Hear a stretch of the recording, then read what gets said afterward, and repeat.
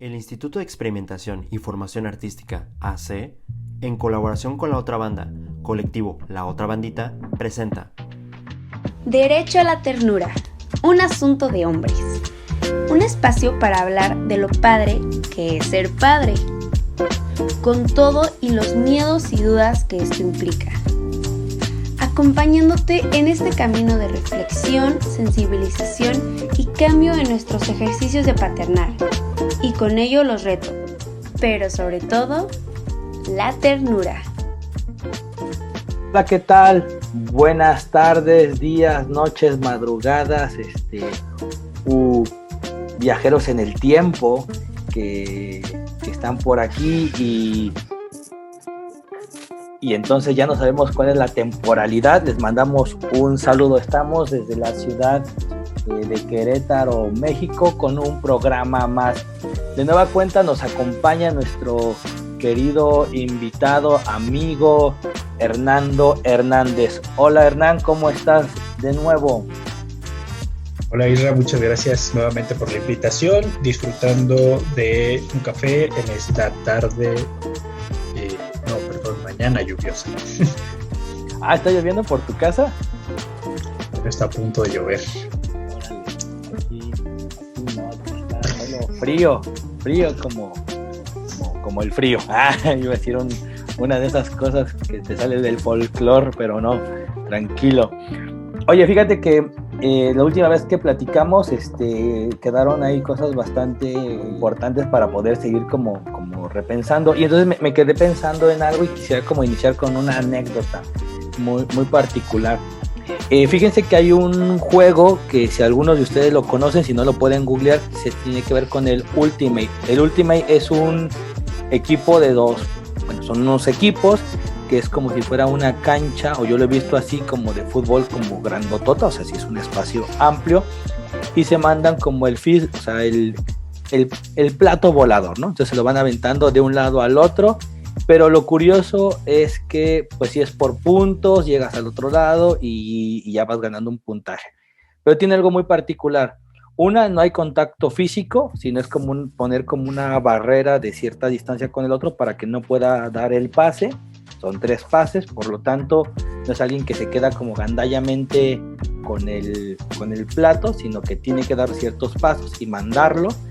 Y luego, después de eso, no hay árbitro. O sea, eso ha sido algo muy, muy, muy particular, no hay árbitro. Y cuando se hacen torneos de Ultimate, hay 2 cosas. Sí está quien ganó el torneo por los puntajes, pero hay un premio o hay un lugar importante para el equipo que sigue promoviendo el Ultimate, que es decir, todo este esquema como del aunque no hayas ganado como en el puntaje, pero sí todo este como elemento de bien jugar, de ser esta como cuestión de colaboración, también hay un reconocimiento por ello.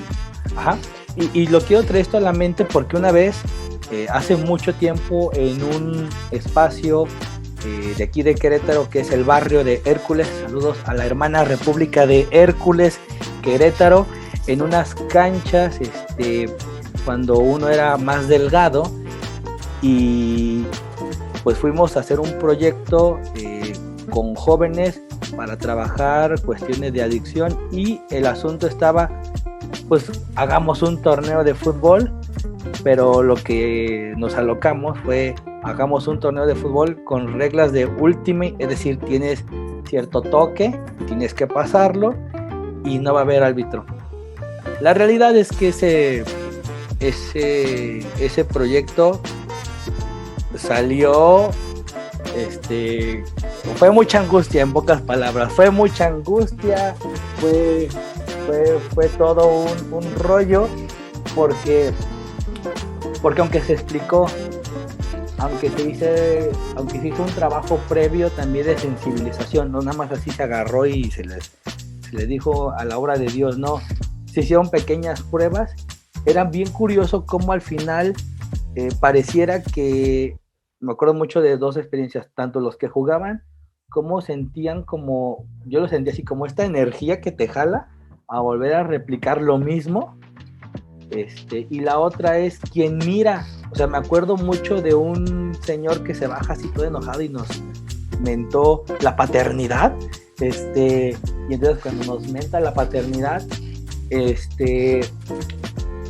era porque al final es que fue falta y que no había nadie quien regulara. Y entonces es que son los chavos que saben que hicieron esa falta y serían ellos los que tendrían que parar el juego. Ajá. Y no, o sea, también desde los que miraban no podían entender como esto. Ajá.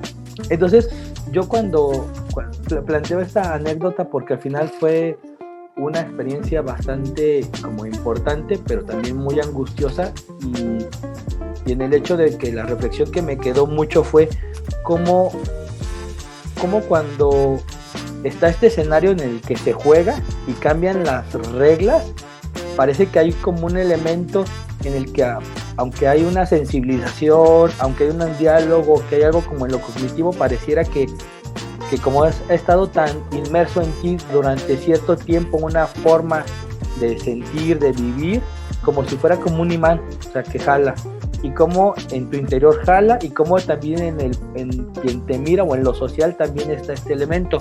Y lo pensaba mucho con lo que hablábamos la otra ocasión, ¿no? Entonces, el juego ha cambiado. ¿Qué ha pasado? Hay nuevos hombres, son diferentes en este sentido con la paternidad. Y bueno, quisiera que arrancáramos por ahí. ¿Y qué piensas, Hernán? Lo primero que me hiciste pensar es que, bueno, yo soy el hijo mayor de 3 hermanos y he escuchado mucho esta frase en otros hijos, en papás que hablan de su primer hijo, de su primogénito o de su primera hija, y sale mucho una frase entre hermanos incluso, ¿no? De echando a perder se aprende. ¿La has escuchado? Entonces, bueno, es un poco como la experiencia que relatas de la escena angustiante en Hércules, de, bueno, a lo mejor no estaba suficiente apuesta de, a ver, hagamos un juego de fútbol con reglas de otro juego y ver qué tal sale. Pero creo que incluso de esas experiencias, hay un texto incluso sobre adolescencia masculina que dice que el título es así, ¿no? Aprender desde el fracaso. Y creo que la experiencia de la paternidad,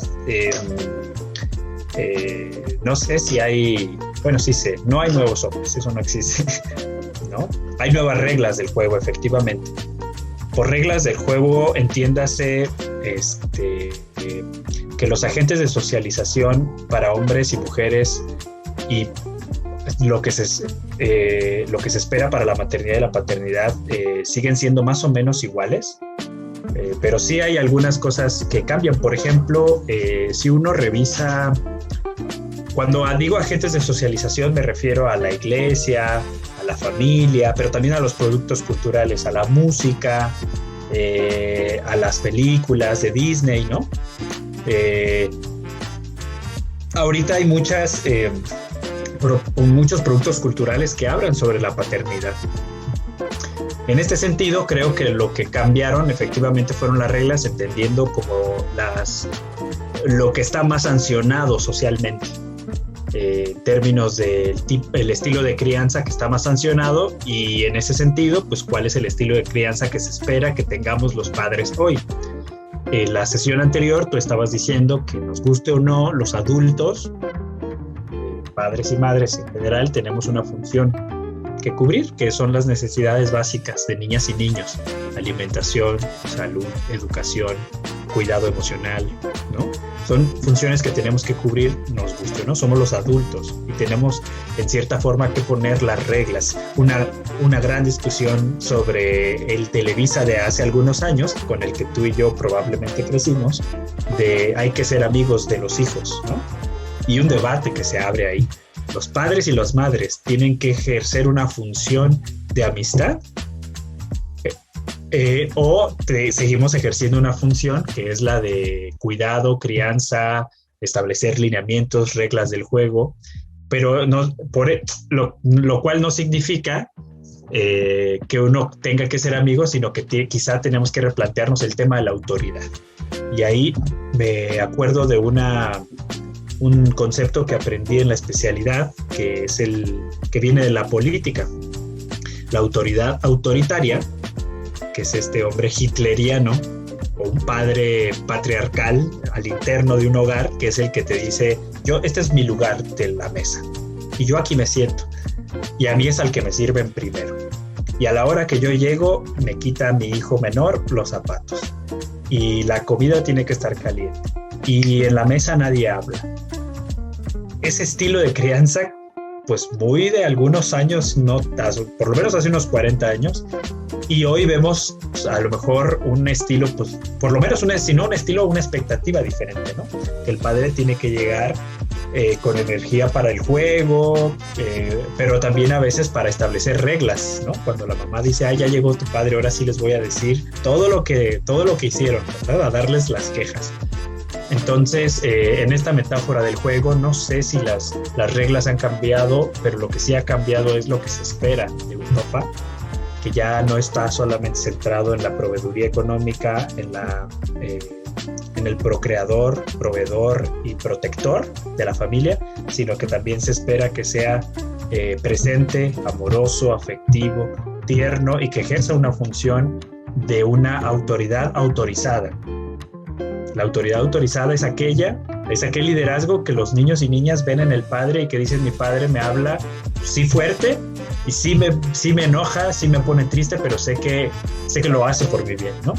Sé que lo hace de manera congruente y primero me dice, te saliste a la calle y eso a mí me asusta muchísimo. Me puse muy nervioso porque creí que te podía pasar algo. Y entonces, a partir de ese momento no vamos a ir al parque. Lo siento mucho, ya no vamos a ir al parque. Estoy hablando incluso de una experiencia personal, ¿no? Y entonces, pues claro, el niño llora y dice, pero el parque, no sé qué, había que poner un límite. Pero ese límite también viene a partir de mi susto, digamos, ¿no? Y yo me acuerdo una experiencia muy similar en mi trayectoria de vida donde esa misma experiencia se tradujo en nalgadas, por ejemplo.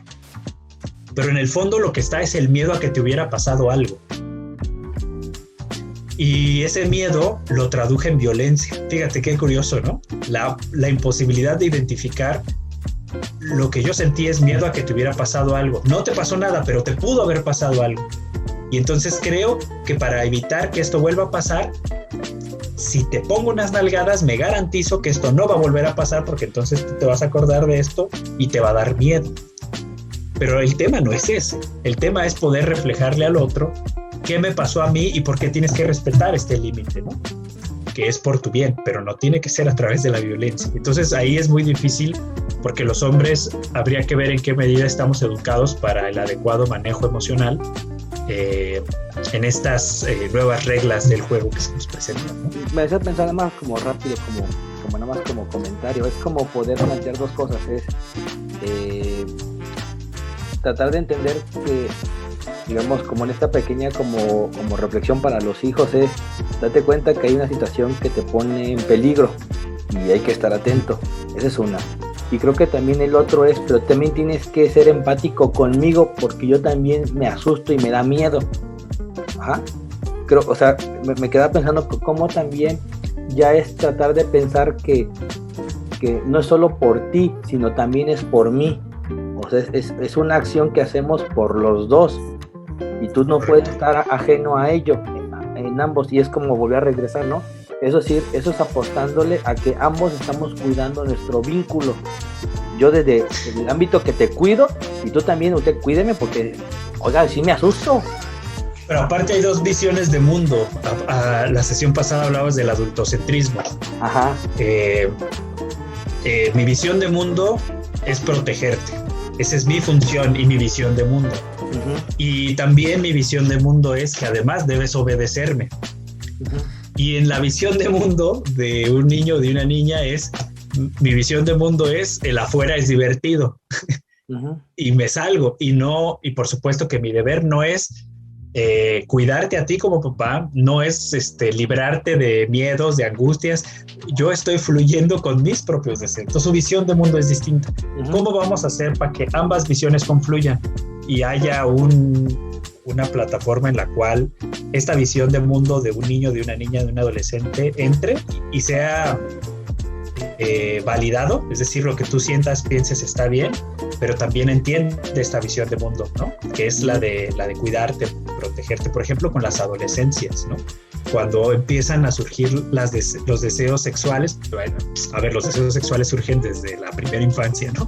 Pero quiero decir determinados deseos sexuales, incluyendo una pareja sexual, por ejemplo, ¿no? O la expresión o determinadas expresiones de género donde la niña o el niño quiere expresarse de cierta manera, pero al papá le asusta porque se vaya a ver de determinada manera. Por ejemplo, un niño que puede decir, es que a mí me gustaría pintarme el pelo de azul. Esa es una visión de mundo, porque se ve chido, porque otros amigos lo hicieron, porque yo lo vi en la tele, porque me gustaría, ¿no? Porque estoy buscando cómo me gusta a mí verme al espejo. Y para el padre, en su visión de mundo, eso me preocupa que su orientación sexual haya cambiado, me preocupa que lo vayan a lastimar, no se ve bien, a mí no me gusta, yo no lo haría. ¿Cómo hacemos para que haya una base común donde tú escuches las necesidades de la otra y del otro, y también donde el niño, la niña o el adolescente entienda cuál es la función que está jugando en este caso el padre en eso, ¿no? Que tiene que ver con el tema de la crianza, que tiene que ver con el cambio de las reglas del juego, de ahora la exigencia ya no es solamente ser proveedor, sino además ser comprensivo, ¿no? Y a través de qué medios, estimado Isra, bajo la noción esta de que nadie nos enseña a ser padres, habiendo chorros de libros, chorros de videos, pero también sabemos que ni los libros, ni los videos, ni los profesionales enseñan a ser papá, sino la propia experiencia, es decir, aprender haciendo, digamos, ¿no? Sí, y yo diría que también, o sea, es que a través de la relación que estableces con el otro, esa es como la manera, es como cómo vamos a establecer un proceso para como comprender y crear este puente, si no es a través de este proceso como continuo de estar tú y yo. Y creo que algo que también me gustaría como compartir es que necesariamente tendremos que cruzar por la angustia. Como padres tendremos que cruzar por la angustia, aunque me parece que con lo que he ido viendo que a veces pasa con los varones es como si tuviéramos una asociación entre cruzar por la angustia es igual a catastrófico, es igual a detonar algo que no puedo regular, que tiene que ver con la violencia. Y entonces no me meto porque quiero evitar un problema, o no hago esto con mi hijo porque esto me angustia. Y entonces el hecho es como tú planteabas, ¿no? Porque esto que me angustia lo asocio a una forma de accionar. Y es quizá poder replantear cómo, con lo que tú planteas, cómo lo hacemos. Una, con mucho tiempo, con mucha paciencia, con mucho estar, porque yo diría, porque la paciencia es un ejercicio que se aprende, es una habilidad que tenemos que desarrollar, y la vamos a desarrollar a partir de que estamos experimentando angustias. O sea, ¿cómo usted pretendería, diría así como comentaba el aire, trabajar la calma si nunca ha estado en una situación que lo descalme, ¿no? Entonces tendríamos que ir como pasando como en ello. Eso es como parte de lo que te me hacías como pensar. Pero bueno, quisiera regresar a un punto de lo que hablamos la vez pasada, y ahorita que lo retomabas con lo de esto del juego. Me dejabas mucho como pensando en esto, ¿no? O sea, ¿qué pasa? Podríamos pensar que hoy hay otras exigencias y hay otras cosas que el contexto te dice que eso no está bien. Usted no puede hacer tal cosa. Y entonces, si tal cosa, me puedo poner un ejemplo, usted tiene que pasar más tiempo con su hijo, y lo que usted no tendría que hacer es ahora darle un cinturonazo. Bien, eso está.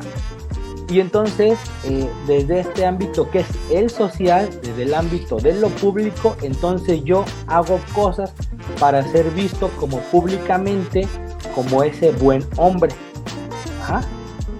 Ahora, pero entonces en el ámbito de lo privado seguimos sosteniendo quizá los elementos que no están ahí articulados fijamente, es decir, estos son los puntos que me dicen que eso está mal, porque así de repente pensamos como bueno, malo y dicotómico, y entonces estamos como en esa como construcción, esto no. Pero cuando nos miramos en el otro punto pero en lo privado, ¿cómo estamos ahí? Y creo que lo dejas como muy claro en poder decir,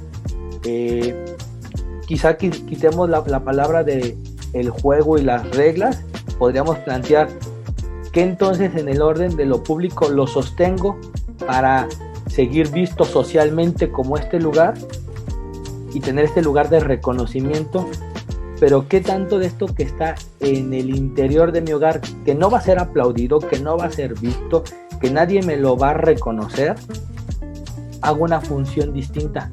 Si estoy haciendo algo diverso que replantea una manera hegemónica de construcción en los ámbitos de mi paternidad.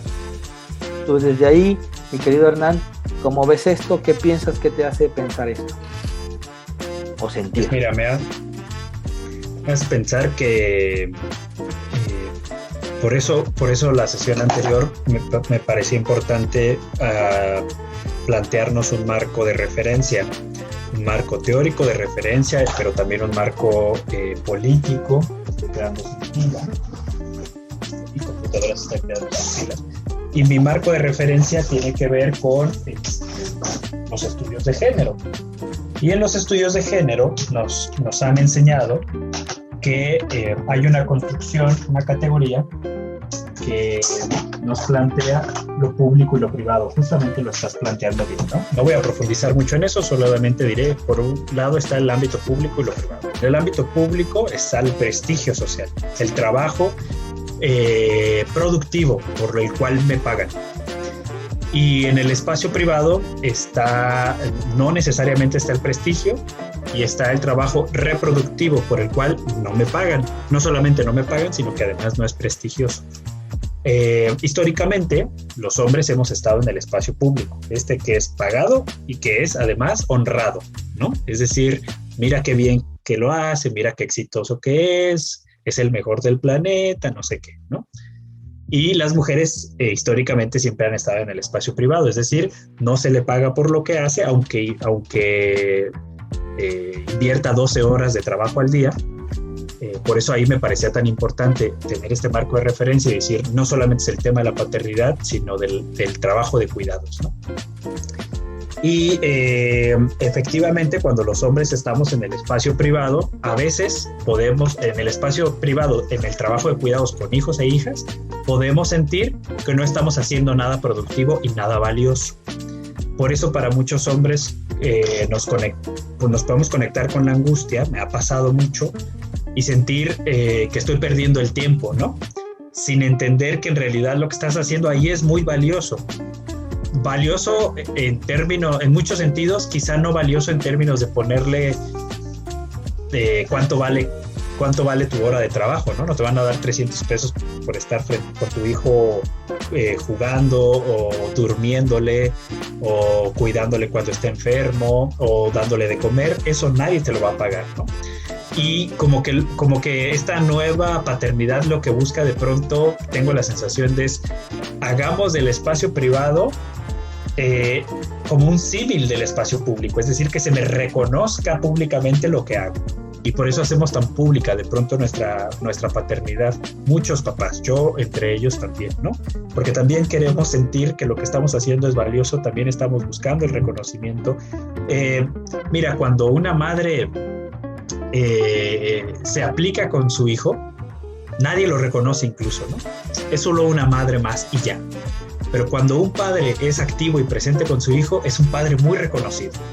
Mira qué buen padre, mira cómo se implica, no sé qué. Yo lo he vivido, ¿no? Como celebraciones por mi paternidad. Y no importa cuánto se esfuerce la madre, ni siquiera ese reconocimiento va a tener, ¿no? Entonces, ese es otro tema que me parece importante reflexionar, este privilegio que tenemos de no importa en dónde estemos y qué estemos haciendo, seguimos siendo reconocidos, si bien no de manera material, sí de manera simbólica, ¿no? Entonces, y otro tema que tocabas, y con esto cierro esta participación, entre el deber ser padre, que lo planteamos la sesión anterior, cómo quiero ser y cómo se supone que debería de ser. Y yo me parece muy importante, y siempre lo manifiesto, que es volver a contactar con el deseo. No se trata de lo que debe ser, se trata de lo que tú deseas. Primero, ¿deseas ser padre? Porque ser padre no significa embarazar, ya lo dijimos. Ser padre significa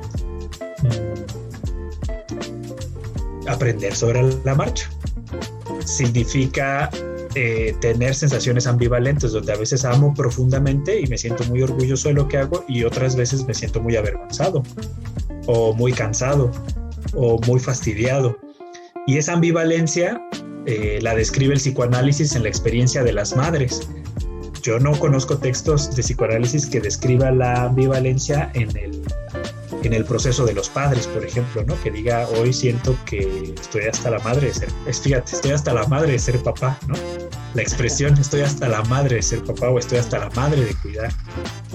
Porque en realidad, por eso te decía que en realidad el trabajo de cuidados no es gratificante, o sea, no siempre es gratificante, es sumamente agotador, sumamente cansado y desgastante. Y encima no se paga. Entonces, ¿quién va a querer algo así? Si yo te ofreciera un trabajo así, probablemente dirías, no, yo no quiero trabajar por hacer algo por lo que no se me va a pagar. Y creo que ahí estamos muchos varones, ¿no? Entonces me parece muy importante contactar, vuelvo al tema, con el deseo. Y el deseo tiene que ver con el ámbito de lo privado, ¿no? Con el ámbito de lo emocional, el deseo, el cuidado tiene que ver con el ámbito de lo privado, donde históricamente los hombres no hemos participado, ¿no? Muchas gracias, Ferran. ¿Sabes qué? Me tienes que pensar ahora como en una como pequeña línea como de acotación. Ajá, es decir, esto que tú planteas es como poder decir a los hombres que hemos ido eligiendo ahora una forma de paternidad y un tipo de crianza respetuosa. Uh-huh. Creo que acentúas algo como, bueno, para al menos a mí me dejas ahorita como pensando algo, no voy a dar por sentado que ya estoy alejado de una manera tradicional. Ajá. Uh-huh. Posiblemente no estoy alejado de ciertas formas públicas de cómo es visible. Eso no quiere decir que siga de alguna manera como sosteniendo con estos machismos cotidianos, otros dirían micromachismos, otras expresiones y formas en las que aún se sigue sosteniendo digamos una estructura, ¿no? Una forma de estructura todavía desigual. Ajá, pero que ahora podría yo tener digamos la palabra al exterior, pero mira, soy distinto. Entonces eso me es importante para mí agradecerte la reflexión en ese sentido, porque es decir, aunque yo me esté asumiendo desde un lugar, le estoy apostando aquí, pero no puedo dar sentado que eso ya está ganado, que ahora tengo que entonces empezar a mirar esas finuras en las que uno todavía sigue sosteniendo donde sigue sosteniendo todavía el poder, donde sigue sosteniendo el privilegio desde un lugar, solo que ahora sería desde un lugar como mejor visto. Entonces creo que la invitación es aguas compadres, aguas Israel, porque todavía hay que seguir ahora viendo con otras finuras esas como características y esas directrices que todavía siguen sosteniendo, porque no, bueno, hay cuestiones dentro de un sistema que hay que mirar como con detenimiento, porque son esas fibras que siguen sosteniendo, o estos hilos que siguen replicando y que siguen siendo, incluso podría yo pensarlo, muy finos, y que si no los miramos con calma, sobre todo desde este ámbito de lo privado, seguimos entonces nada más haciendo una simulación. Esa es la parte que me dejas ahorita como pensando. Uf, qué fuerte, qué fuerte. Sí, mira, yo le escuché a unos colegas decir, humanicemos la paternidad. O sea, porque si nos quedamos en el deber ser del pasado o en el deber ser del presente, seguimos en el deber ser y no estamos explorando ni en las experiencias reales ni en los deseos reales de los papás en colectivo, pero también de la singularidad de cada papá.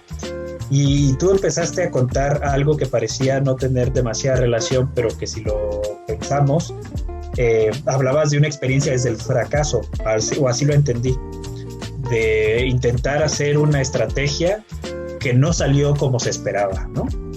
Y yo valoro mucho poder hablar también de esas experiencias que no son las experiencias, ¿cómo decir?, exitosas, pues, ¿no? Yo diría que los papás tenemos que empezar también a hablar de la ambivalencia que nos hace sentir la experiencia de la paternidad. Lo que te decía, de pronto sí deseo pasar más horas con mis hijos e hijas, pero ya cuando estoy más horas con ellos no sé qué hacer y me siento fastidiado, y me siento frustrado, y me siento agotado, y me siento cansado y ya no quiero más. Y cuando las mamás te escuchan te dicen, bienvenido a mi mundo, ¿no? Y dices, o sea, esto es criar, ¿no? Porque entonces sonaba bien bonito, porque claro, uno ve las imágenes, ve los videos y dices, mira qué bonito, ¿no? Pero en realidad la experiencia cotidiana viva es ambivalente. Entonces yo diría, empecemos a hablar de la ambivalencia que tiene la experiencia de la crianza, el cuidado y la paternidad. Empecemos a hablar de las contradicciones que como papá tengo y tenemos, pero también abrazarlas, ¿no? No se trata de pelearnos con ellas, se trata de hablar de ellas.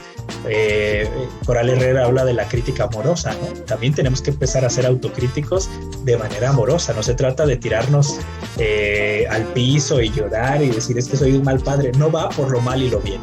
Se va por quiero ser un mejor padre, y para ser un mejor padre necesito entrar a la autocrítica, y a una autocrítica amorosa, citando a la propia Coral Herrera. Hablar desde las propias experiencias del fracaso, donde quise intervenir de una manera que me salió fatal, y aprendí de eso también, ¿no? Porque si no les pintamos un mundo ideal a los papás, que antes que invitar o convocar, resulta ser igual de frustrante. Es decir, nunca lograré a llegar a ser a ese hombre ideal, de lo cual los psicólogos especialistas hablan del tema, ¿no? Pues no, los psicólogos especialistas pues tenemos estas experiencias ambivalentes, contradictorias y de fracaso también, de las cuales necesitamos empezar a hablar para que los hombres se identifiquen y digan, ¿y cómo le hiciste? Mira, me moví hacia este lugar. Entonces lo que aprendí es cómo se movió, no tanto lo que hizo, ¿no? Y para evitar justamente lo que tú decías, caer en la simulación de decir como si la deconstrucción de lo que hemos hablado fuera una meta de llegada, ¿no? Yo ya llegué aquí, yo soy Deco, y ya no hay nada más que hacer, ¿no? No, eso es un tema cotidiano, y el método es la pregunta, la inquietud y la autocrítica amorosa, ¿no? Sí, creo que planteas una cuestión como muy... que a mí me trastoca en la parte de decir, no nos frustremos por buscar esta parte como idealizada, no pensemos en el bien y el mal, no pensemos como en los polos, más bien como...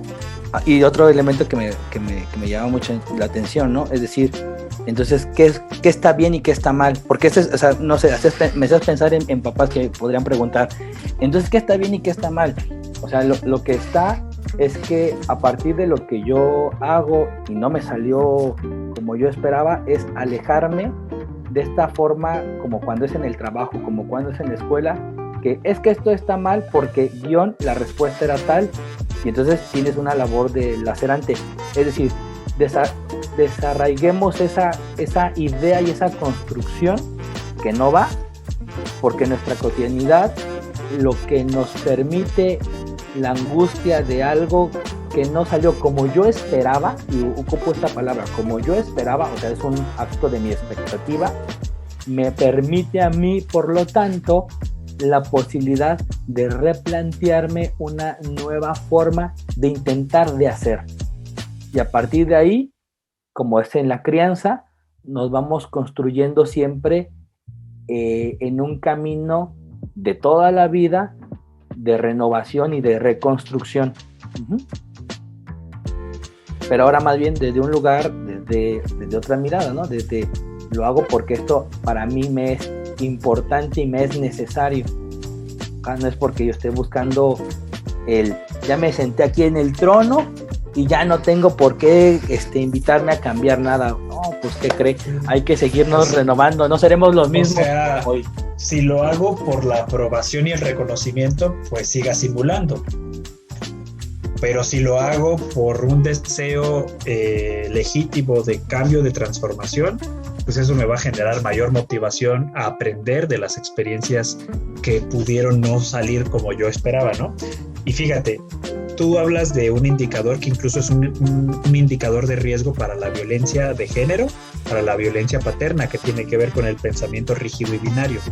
Es así porque yo lo digo, es así porque soy tu padre, es así porque no está bien. Ese tipo de expresiones hablan de un pensamiento rígido y binario que se traduce con frecuencia en mucho malestar y en riesgo del ejercicio de la violencia. Y en la experiencia paterna lo que vamos a encontrar son un montón de contingencias frente a la crianza, que es muy difícil quedarse en esta cosa de es así porque yo lo digo. No es posible quedarse ahí, ¿no? Entonces necesitamos flexibilizar mucho eso e ir trabajando con los varones para flexibilizar esa forma de pensamiento, porque es de alto riesgo. Primero, porque hay una fantasía del control sobre los otros y las otras, en este caso sobre niños y niñas o adolescentes, ¿no? Yo tengo el poder de controlar sus vidas, su existencia, sus opiniones, sus deseos, y no es así. Son personas, son otros, pues son personas distintas a mí, ¿no? Con su propio deseo, con su propia subjetividad. Entonces, yo invito a que podamos flexibilizar el pensamiento, especialmente ahora en estos tiempos de contingencia. Perfecto, pues muchas gracias, Hernán, por lo que hoy compartes. Ya se nos ha acabado el tiempo y te agradezco mucho. No sé, algo que quieras decir por último. Gracias por la invitación, éxito con el proyecto para la otra bandita y todo el equipo técnico que está participando en esto. Gracias por el espacio, porque también me hace replantearme mi propia experiencia de paternidad. Gracias por eso. Muchas gracias, Hernán. También igual te agradezco mucho. Me dejaste pensando en lo teórico, en lo político, en lo público, pero también así seco, un entradón así como esos de cuando te llega la brisa del mar, para pensar también lo privado. Pues muchas gracias, querido Hernán. Y bueno, nos estamos viendo prontamente con otra charla más en este programa. Y los esperamos prontamente. Un saludo a todos los que nos escuchan. Hasta luego. Gracias por acompañarnos en este episodio. Recuerda que cada martes subimos contenido nuevo con invitados muy especiales para seguir este camino de paternidad. Hasta la próxima.